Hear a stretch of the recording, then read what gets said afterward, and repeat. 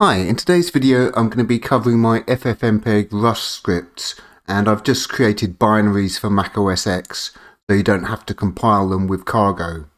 So the FFmpeg Rust scripts are a collection of about 36 scripts split into various categories for performing common video editing tools without using a video editor, like trimming and clipping clips, visualization and analysis, adding chapters to videos, filters and overlays, conversions and extras, stuff like blur, fill, de-logo, normalization. We've got scene detection.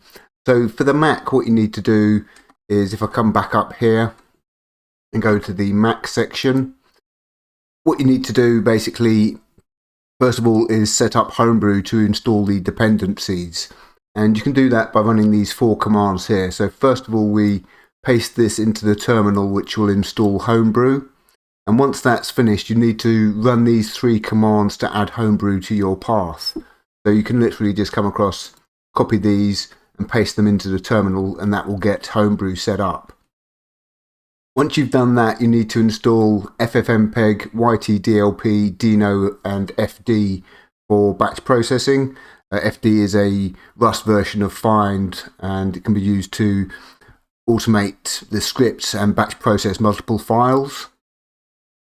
So you install those 4 applications with Brew, and then what you need to do is create a bin directory in your home folder to store the scripts, which you can do by running mkdir-p/bin.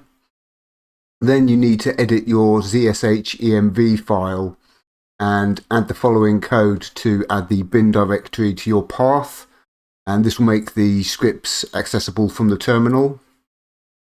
Once you've done that, you basically source your zsh-env file. If you're using Bash, ZSH is now the default on macOS.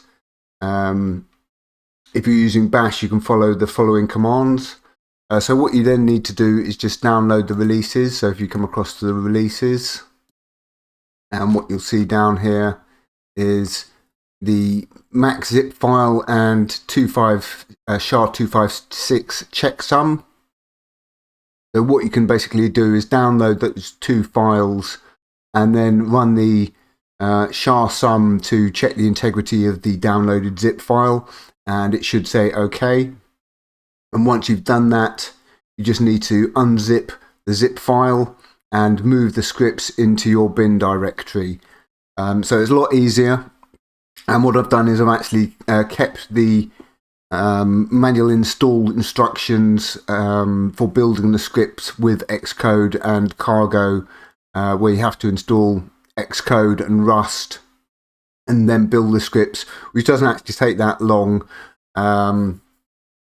So what I did was I actually created a macOS Tahoe VM using Virt Manager, which was unbelievably horrific. The mouse kind of stutters and doesn't move, and yeah, you have to faff about a lot. It's really painful, but I managed to get it working and build the macOS X binaries. So the process to install them is now a lot easier. As I said, you just need to install Homebrew, the dependencies, create the bin directory, edit your zsh-env file, add the path, download the release, check it, and then extract it and move it into the bin directory, and you're good to go.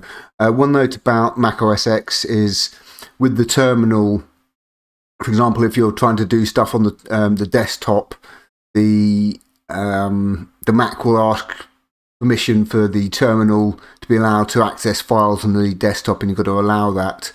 So that's something to bear in mind. That's a bit annoying and unusual if you're coming from Linux, to be prompted to access to allow the terminal access to the desktop. But that's the update for the scripts, and as I said, we got 36 scripts: trimming, trim remote clip, trim short for creating shorts for YouTube and TikTok, combining clips, what that does is that combines audio and video files.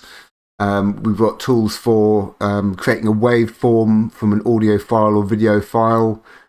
Scopes, which is like the video scopes you get in a video editor. An EBU meter to check the audio levels. Creating a contact sheet of a video showing all the frames, optionally with a timestamp on the images, on the thumbnails. We've got chapter and metadata for adding chapters to video files without re-encoding them. We got filter and overlay for overlaying a clip like a B-roll. We got picture in picture, fade clip for fading a clip in. X-fade, which will add a transition between two clips. We've got pan scan and zoom pan, which are like panning and scanning over a video or zooming in, the sort of Ken Burns effect.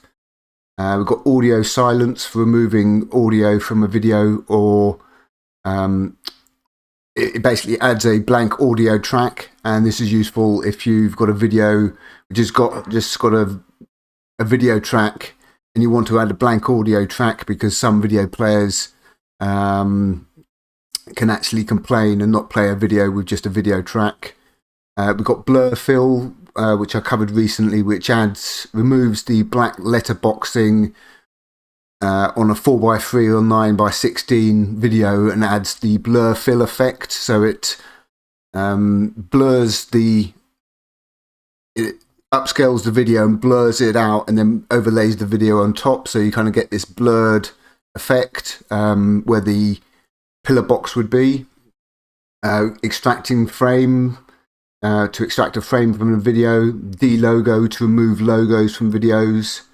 H-stack to stack two videos next to each other. Image to video to convert an image to a video file. Normalize, which normalizes the audio levels in a video or audio file.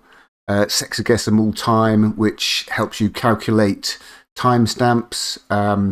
Vid to GIF creates a GIF animation from a video or a WebP animation. And then finally we've got scene detect, which will actually chop a video up into multiple clips based on the scene changes.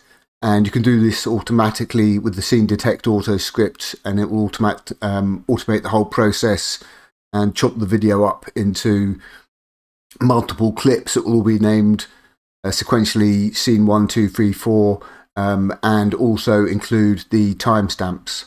So that's all for now. I'll put links to all this under the video, and as I said, you just need to come across and download the macOS X release here, Mac, and the 256 checksum, and you're good to go. So that should make things a lot easier to install on the Mac.